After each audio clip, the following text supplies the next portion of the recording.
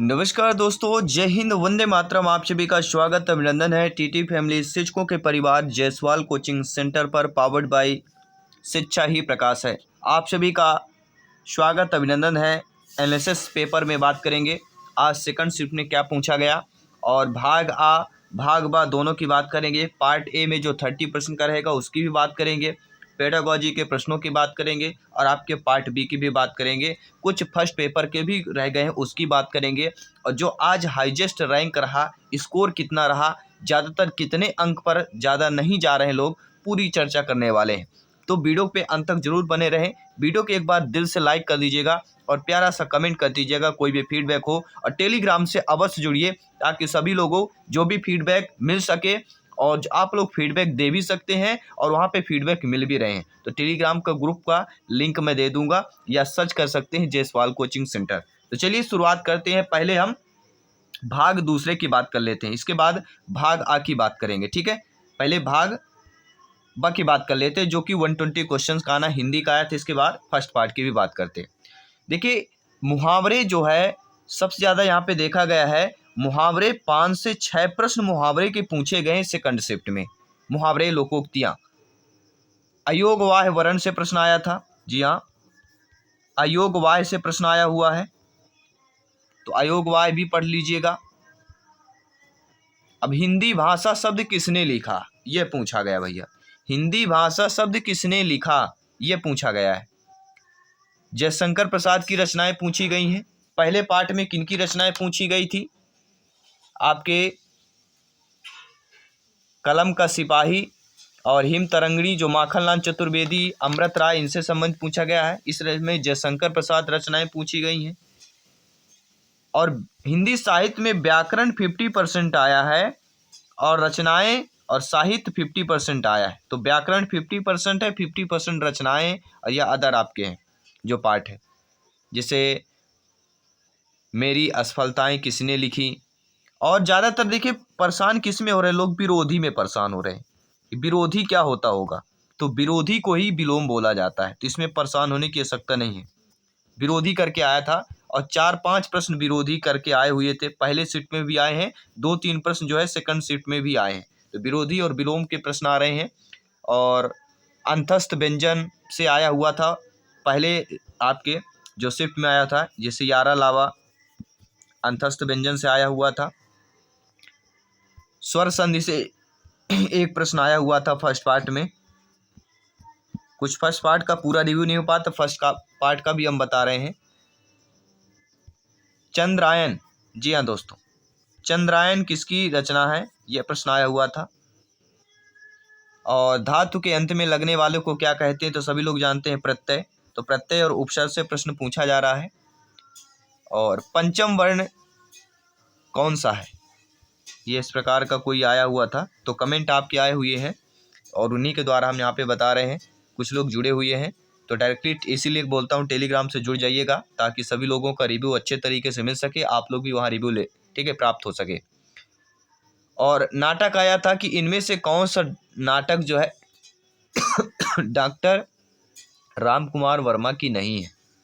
और दो स्वरों के पास आने वाले से क्या रूपांतरित होता है, या क्या रूपांतरण होता है। दो स्वरों के पास आने से क्या रूपांतरण होता है। और वाच्य से भी प्रश्न आया हुआ है। तो ऐसा नहीं जो हमने model paper, practice paper Hindi में किए थे, तो ऐसा नहीं है उसी टॉपिक से प्रश्न पूछे। देखिए सेम टू सेम प्रश्न नहीं आएंगे, लेकिन टॉपिक सेम आया है। कुछ सेम प्रश्न आए हैं, टॉपिक सेम आया है। जैसे विलोम हो गया, पर्यायवाची शब्द हो गए, ठीक है। तो ये चीज़ें क्या है। और अनुप्रास से आया था एक प्रश्न कि अनुप्रास अलंकार के कितने भेद होते हैं, ये प्रश्न आया है। अनुप्रास से क्या प्रश्न आया है कि अनुप्रास अलंकार के कितने भेद होते हैं, ये प्रश्न आया हुआ है। और एक आया था वाक से, तो उसकी हम बात करेंगे, वो फर्स्ट पार्ट में आया था।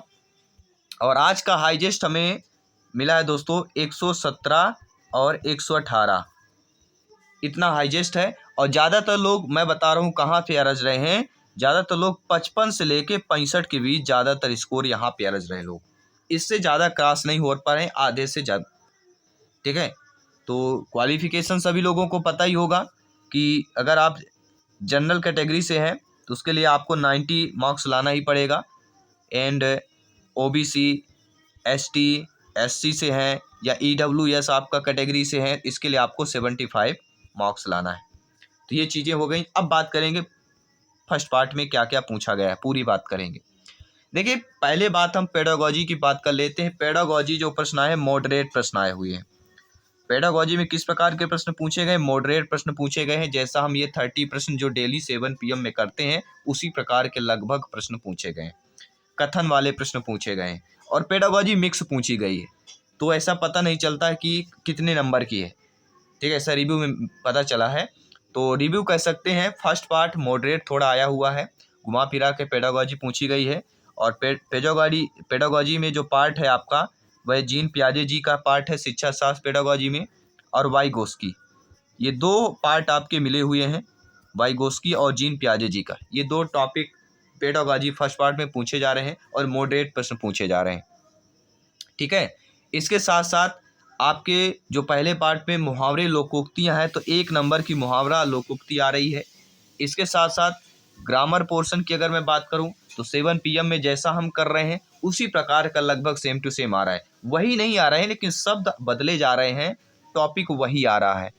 और एक इसमें से प्रश्न आया हुआ है कि यदि परिश्रम करोगे तो सफल होगे, कैसा वाक्य है? मिश्र वाक्य है, विस्मयादि बोधक है। तो वाक्यों से प्रश्न आ रहे हैं, किस प्रकार के आपके वाक्य है, वाक्य पढ़ लेना है। और कारक पढ़ लीजिए, कारक से एक प्रश्न आ रहा है, तो कारक पढ़ लेना है। कर्ता ने कर्म को, ये सारा चीज़ें, ठीक, कर्ता कर्म क्रिया करण, ये सारे कारक पढ़ लीजिएगा, कारक से प्रश्न आया हुआ है। तो ये टॉपिक मेन इम्पॉर्टेंट है। और 7 PM में जैसा हम कर रहे हैं, तो डेली विजिट कीजिए, प्रिपरेशन को बेहतर कीजिए, तैयारी जारी रखिए। डेली हमारा एनालिसिस होगा, जैसे एग्जाम होगा, आधे घंटे में पूरा आपका पेपर टॉपिक आपको समझ में आ जाएगा। क्योंकि कोई भी देखे, ये 2 4 10 क्वेश्चन ही याद करके बता सकते हैं, टॉपिक उसमें कवर नहीं हो पाता है। टॉपिक हमारा कवर हो जाता है, लेकिन क्वेश्चन टोटल कोई A to Z नहीं बता सकता है। आपका भी एग्जाम होगा तो आप भी A to Z अगर आपसे पूछा जाएगा तो क्वेश्चन नहीं बताएंगे, 2 4 6 10 क्वेश्चन ही, टॉपिक आप जरूर बता देंगे कि पर्यायवाची प्रश्न पूछा गया है, ग्रामर में क्या पूछा गया है, रस छंद अलंकार, ठीक है, आपके वेदों से प्रश्न आए हुए हैं कि नहीं आए हैं। वेद से 1-2 प्रश्न आया, लेकिन घुमा फिरा के 4 वेदों करके ऐसे कुछ प्रश्न आया था कि 4 वेदों में से कौन नहीं है, या कि 4 वेदों के नाम लिखो, इस टाइप का ऐसा प्रश्न आया हुआ है, ठीक है। तो ये चीज़ें ध्यान देना है। और जिस प्रकार से हम कर रहे हैं, रीजनिंग में भी वही नंबर सीरीज आ रहा है। फर्स्ट पार्ट में जो नंबर सीरीज आपका जैसा हम कर रहे हैं, नंबर सीरीज से 1 नंबर आपका रखा हुआ है, रीजनिंग में आएगा ही आएगा। और MP GK से एक प्रश्न आ रहा है, MP GK से प्रश्न एक आ रहा है। तो MP GK से राष्ट्रीय उद्यान से प्रश्न आ रहा है। ये राष्ट्रीय उद्यान के आसपास के नदी पहाड़ जो भी है वो पढ़ लेना है, उस टॉपिक से प्रश्न आ रहे हैं। तो आई होप सभी लोग समझ गए होंगे। डेली एनालिसिस पे मिलते हैं। और इसके बाद आफ्टर वर्ग 2 की क्लासेज होंगी। तो जो वर्ग 2 की प्रिपरेशन है, आफ्टर एग्जाम वर्ग 1 के एग्जाम के बाद वर्ग 2 की प्रिपरेशन स्टार्ट होगी। तो सभी मित्रों को जय धन्यवाद। सभी का जल्द मिलते हैं आपके अगले एनालिसिस पर।